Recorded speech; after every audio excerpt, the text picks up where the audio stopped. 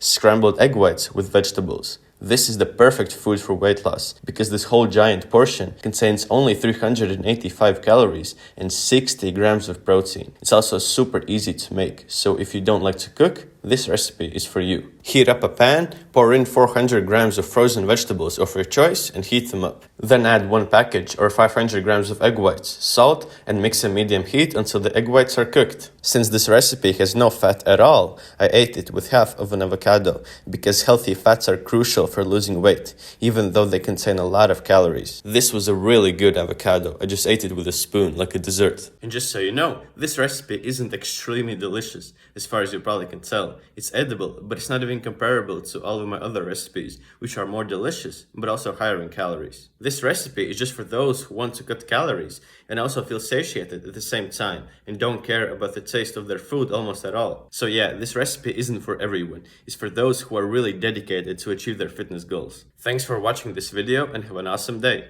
Peace.